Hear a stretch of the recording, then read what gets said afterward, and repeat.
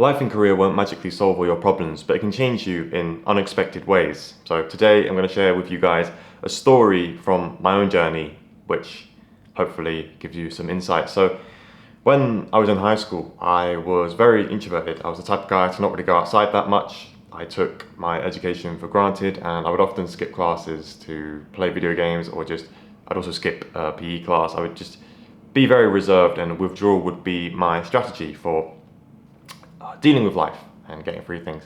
And throughout the final years, obviously I was learning Korean through emerging learning and different methods, which I've talked about on the channel before. I eventually made it to Korea, right? So I started off and I came to a language school for a year. And during that time, I experienced quite a lot. It was the first time I'd ever been overseas at a young age. I think I was 18, right, when I left. I lived away from my parents for the first ever time, and it was really eye-opening because not only was I just doing everything on my own, yes, financially, I had it pretty good, and I've never been, how should I say, ungrateful for any of that. I've never been the sort of person to take life for granted. It's just that what happened was I was living on my own, and I went to live in like a panjiha apartment, which is I don't really know the English translation, but it's like a smaller half basement, half above ground apartment. And I was living there and I met a lot of people on the language course, and it was the first time I'd ever actually lived, well, longer term in a foreign country, but also lived away from my parents, which was huge, right? And Korea really gave me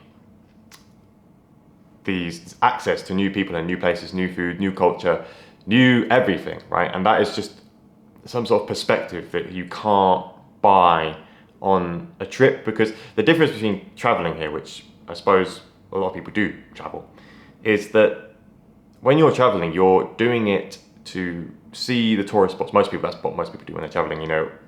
Not everyone has a grand purpose for their ventures, but most people, when they're traveling, they're going to tourist hotspots, they're consuming things, they're going to department stores, and it's very sort of like an escape from real life, whereas living here is, it's just real life, but on hard mode, because you don't know as much of the language and you don't know the people, you don't know what you're doing.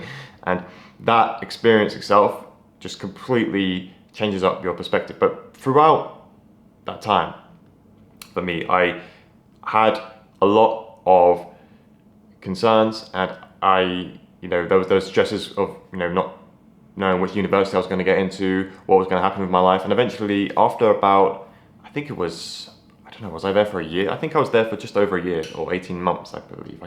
It's hard to remember the timelines. I think it was about a year. And then after that, I decided that I can't do this, but I needed a break. So I actually went back to the UK. And then from then on, when I returned to the UK, I felt like really sad that I lost Korea. It was weird because I wasn't really that happy by the end of it. I was like struggling, and I made it through, and the struggle was worth pushing through. But there was some sort of extra cooling, I guess you could say, that made me want to go back and feel like I have to do this. I have to go back to university. And it's very strange thing. There's like people who live abroad or who are generally passionate about languages and other culture tend to have this extra level of emotional attachment that is hard to describe to other people who are focused on just their own culture. And some people might say that's small-minded, but I don't think it's really necessarily a bad thing. We need people living in their own towns and their own places. Otherwise, everyone would be traveling everywhere and no one would have any solid sense of community, right?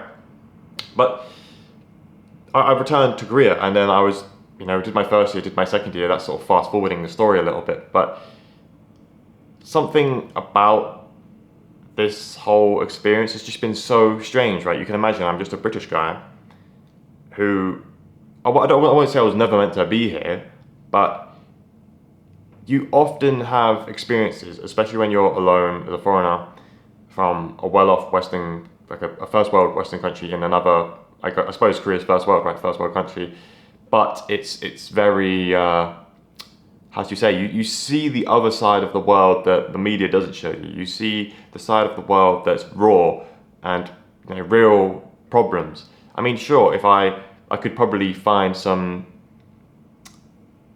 people who are struggling, with homelessness, drug addiction, all these other problems within the UK itself, sure. But something about seeing it on the other side of the world kind of made me realize that everyone's going through some sort of struggle. Everyone has their own problems, and I'm not necessarily that unique or that special. And I've actually also been pretty much blessed with the life I've been able to living in the UK, relatively well off, right? It's hard because you don't want to just say like, oh, I don't deserve my privilege, I should give it up. But it's also like, well, I need to make the best of it, but I don't want to just like flex on other people or put other people down. Like, I have to just acknowledge that I'm privileged enough to be in the position I am. And that's also, regarding being, a Westerner from relatively affluent background, also in terms of education, right? Because a lot of people do not have access to education and career. They put a huge emphasis on, school, studying, like the Hagwon culture, where they send their kids to pretty much night school from, I think it's 4 till 10 p.m. Some run later, some have different schedules, but for the most part, most kids are there Monday, I think it's to Saturday as well. They do it on a weekend. I don't know if they have rest days. I believe they might have Sundays off. I have no idea. But yeah, that culture is huge. And I was speaking to my Korean friend about that actually, just for a quick tangent, is that they were saying that if they didn't send their kid to a hagwon, that their kid would, one, not make any friends because everyone's going to the hagwon anyway. Like as soon as school finishes, they're not gonna have anyone to hang around with. But two, he says he feels bad because he wants to give his kid the best opportunity. And if the kid feels like he can't study very well, he's not gonna be very confident, etc., and that will just be a burden to him. And that was the mindset around it. And I found it really interesting to see that perspective. Whereas in the UK, most students are, they don't even study, they don't really care. It's just kind of like, oh yeah, we've got to pass the exams, mate, got to get a job in it. And it's a completely different attitude, and it's changed. Once you get to the university level, most people mature, and the attitude towards study and education is, I won't say it's completely universal, but it gets way more universal than high school and different countries' education systems. But within different countries, their education system varies as well, which is quite fascinating. But that's one thing. But the people I really want to stress was I met some other foreigners here, and some people who've come from backgrounds where it's literally a miracle that they're even in Korea, right? And meeting these people, it gave me just a huge sort of spin on life. It's like, why the hell, okay, we in the West are so unhappy with what we already have when we actually have more than the rest of the world. It's a strange phenomenon. It's hard to actually embrace that unless you do visit another country. And it's not even to say that Korea's that bad. Korea is pretty well off actually. But I suppose it's travel, and I've been to other perhaps less developed countries, but there's something about breaking away from just the hometown in the UK, whatever you used to know, going somewhere on the other side of the world and fighting against biology, mind you, because your linguistic programming from when you were born that's all biology. Like me learning a whole other language is literally fighting against sort of nature in a sense. And it's amazing that we can even do that as humans, which is pretty cool. But getting to a whole new paradigm of living and of the world, and of sort of monuments, for example, landmarks not being as the most famous in the world, everything not being the best in the world, right? Because when you go to London, the London Eye, Big Ben, these are like world-class landmarks. The VA Museum, what's it called, Victoria Albert Museum in London, right? It's a like top level. Everything in London is just super high class and super top level. When it's like when you go to Korea, it's like they have Namsan Tower, which I'm not trying to hate and not trying to bring it down, but it's different. It's very.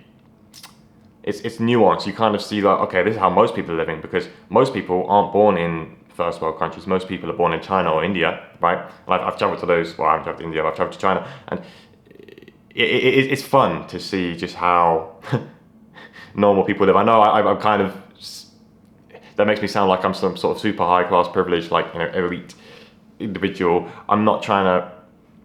That's not the road I'm trying to go. I'm not trying to say I'm any better, but it's been very humbling to see that, this is just normal life. Not everywhere is the best in the world. Not everywhere is super like the finest, and it's really nice to know that a lot of people are happy as well. When I went to Taiwan, this video is trying to be about Korea, but it's also sort of about travel in a foreign land. And when I went to Taiwan, I just saw that so many people were really happy with nothing. They just got like their scooter, you know, and they got their small apartment, their scooter, their basic needs covered, and loads of people just seem really happy. Whereas like when I walk around in London, for example, I see a lot of people just, you know, just like stressed about going to work, you know, people working in finance who just, you know, stressing out. And even in Seoul, actually, I see that quite a lot, you know, a lot of guys just, they're on the bus, you know, they're just on their phone, they're just not really, it doesn't look like they're enjoying life. I can't really know, because well-being is somewhat subjective, and I can't just like look and be like, oh yeah, they're definitely happy, they're definitely not. But you kind of get the vibe, the feeling, and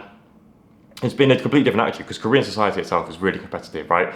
The competition and the high focus on image and status and aesthetics is what drives society here, right? And being a foreigner who doesn't fit the image, doesn't adapt to these other cultural proponents, which are looks, number one, being constantly online, digitally connected is huge, and also group thinking, group socializing, right?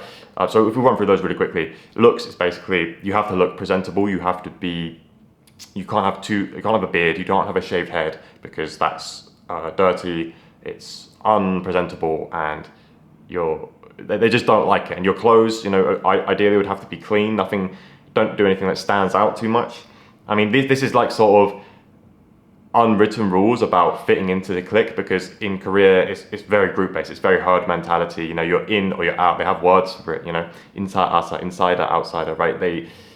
There's a whole social dynamic, which as a foreigner is like, what the hell's going on? I'm just a Westerner who's, you know, oh, good day, sir. We just kind of interact on a one-to-one, whereas in Korea they're very group and tribal. It's kind of fascinating to observe, but it's also quite isolating if you're not able to adapt and make your way into the tribe, right? Which is what I've been sort of battling with lately. But it's great for perspective, because I could look at it and be like, oh my god, Korea is such a group mentality, it's so status driven, oh my god, competitive society, to hate on it, right? But if I reframe it and go, hang on, well, this gives me an opportunity to try the whole group living, the whole collectivist. I don't know if it's fully collectivist, because there's debate about whether Korea is actually collectivist, but whatever.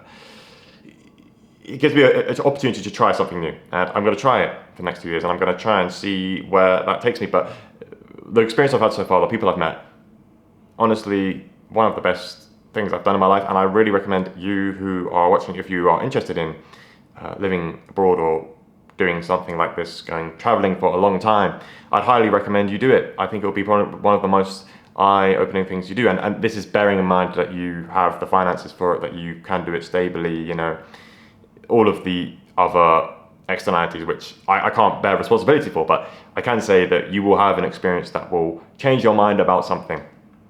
And that's not to say that travel is the be-all and end-all, and I don't think you should really go traveling just for the sake of it. I think you should always have a purpose.